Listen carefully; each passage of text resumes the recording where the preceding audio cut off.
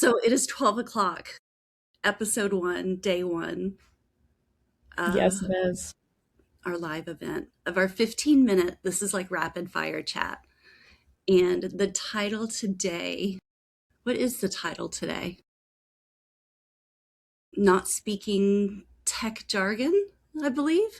Pretty much speaking your client's language. So anyway, we hear a lot, especially from MSPs, like challenges of selling things and like selling services and maybe not making a connection with their client that they are meeting with. So um, I thought we could do a little role play.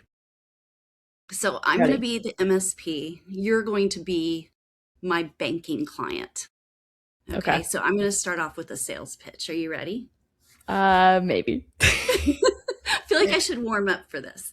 So, Amanda, for compliance, will gap assess against NIST and CSF, map controls to FFIEC and SOC 2, implement least privilege RBAC with PAM governance, and enforce conditional access via MFA backed ZTNA. How does that sound to you? Like gibberish. Okay, bottom line, you'll be fully scalable, compliance aligned, AI augmented, cyber resilience with 24/7 SOC, oversight, and proactive threat mitigation across your attack surface. Does that sound better? Nope. The thing is that I think that when we know something, we assume other people know what we're talking about. So it sounds better if we said something like, we'll organize your network so different parts are separated, kind of like putting valuables in different locked rooms instead of one big open space. That way, if a problem occurs in one room, it's isolated and we can deal with that problem, and all of your other valuables are safe. We're also going to make sure that you're following all the rules you need to for the banking industry. In simple terms, we're going to protect your bank. We're going to watch it closely. We'll back everything up. And if something does go wrong, we'll be able to fix it fast. How does that sound? So much better. I like that too because I feel like the analogy you use is relevant to banking, like with safes and you're keeping it in different rooms, which I think is a big thing of like if you're trying to speak to your client, don't just dumb it down for lack of a better word. They're not dumb, they're just not intelligent in the tech space, but like make it very specific to their industry of how do I make this relevant to a banking person versus a lawyer versus like a small coffee shop, and using metaphors that are super relevant to them and not just a little more simpler, if that makes sense. Yeah, no, totally. A lot of you know that my background was teaching. So for 20 years, I went into these ARD meetings and we talked about IEPs and, all this stuff. And I would just see the blank stare across the table, especially of English as a second language parent, no Mm-hmm. matter what language it was.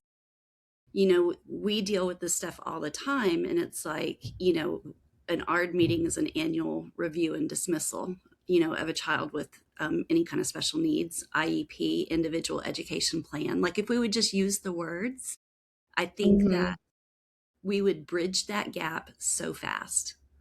Yeah. They don't need to know the technical name of the router you're putting in, or even what the router does, just knowing that everybody's going to be connected, and have Yeah. access to the internet. So Yeah. That's a good point too of like you don't have to explain the entire process. You just have to explain how it impacts them and their business. They don't need yeah, to know how you're doing it, just why you're doing it. and they don't care how you're doing Yeah. it. They just want it done. They just want it to work. Yep. So That is another so true. example, I think we were talking earlier, like when you go to bring your car in, and like Oh, yes. especially as a woman, I always feel like, because it's mostly men in the mechanic shops that I go to, I feel like they're always, "Oh, your air filter is horrible." Like, it is terrible, and I asked the guy, I'm like, "Tell me how you know this." And he's like, "Oh my gosh, I mean, you can just tell, it's been a long time since you got that changed." And I was like, "Well, I just had my 60,000-mile checkup last month, and they gave me a new air filter. In fact, they gave me the old one so I could take it home and throw it away." So it looks that bad. And the guy was just like stunned. Like he didn't expect me to know that. Yeah, that's annoying. My There's question, a show, I don't know if you've seen it, but it was this woman who was a mechanic, and she would go into shops with the same car as a man, and they would like upcharge her more. So then she would go back in and be like, "Hey, just so you know, I'm actually a mechanic and I know that's not right." gosh, I love that so much. But I So, agree, especially going to doctors too. I mm. actually just went to a doctor the other day who she was phenomenal, and she would say the very long Latin word that it was, but then she would say, "So that means this," and then she would literally pull up a photo of it on Google, like while I was sitting there, and I was like, "This is the most helpful doctor's appointment I've ever had in my life." When But I went in to my first surgical oncology appointment, this wonderful doctor came in and she had her coat on and she had literally what I have on my desk. Hold on. All of these different colored in her pocket. And she took out a clipboard and just copy paper and she drew like what the cells were doing. They were mm, color coded. And my husband and I were like, when we left, we were like, we just got like a college education on yeah, what is going on in terms that you can totally understand. So, very, very cool. I Um, love the concept of drawing it out because I think a lot of people are visual. And as soon as people start talking, even if you're talking in simpler terms, sometimes it's like you just said a lot of words. I need you to restate that. yeah, So yeah, we were having like a visual is so nice. well, and I think that's what we were talking about. You as a marketer, you have like you're a unicorn in the channel for marketing. Like you came in and like connect with so many different people because of the words you use, because of your imagery. And you were saying, "Yeah, but I'm not technical." And I'm like, "That's your superpower." Like you're not technical, so you're not like you're not, what is the word? I feel like you're not drowning in the channel. Like you're like Yeah, surfing it. You're like a surfboard. thank you. I feel like a lot of that is, I guess, very relevant to this topic. There's just things that people will say that are very technical in our space because it is a technical space and I don't know what it means. So I Google it or go on ChatGPT and say, I don't know what this means. Can you explain it to me? ChatGPT is amazing, I feel like, for like creating metaphors and things. Because you just say, like, this is what I'm saying. Please turn this into something that makes sense for this type of person. And like the more specific, the better, because it will give you very niche examples, like the banking example, for example, with safes and things like that. Um, so I feel like that's my lifesaver of like learning what things mean. Like EDR and MDR and all of that. I was trying to create social media posts for MSP camp. I was like, I don't know what this means. And so then it like just explains it to me kind of like in a written visual way. And I feel like that was like, yeah, that makes complete sense. I don't know why we can't just say that. So, Do you know what's funny? So I went from an elementary classroom to the channel. I literally boxed up my classroom on a Friday and on Monday started in the channel. And my first channel event, somebody asked me what a sip trunk was. And I was like, an elephant sitting by a pond? I have no idea. And I started making a dictionary of like yeah, everything that I had no idea that people were using words. At one point, I think the room physically spun around me 360 because I was like, what am I doing here? yeah. But I think the coolest thing is you just keep learning. Yeah. It's it's funny. I did the same thing when I started marketing because my background is not marketing. And so my first job I had in marketing, it was like everyone just assumes you know everything about marketing. And so they would just say things and I would just like type a list and I'm like over on the side just Googling in the meeting, like, what the heck does that mean?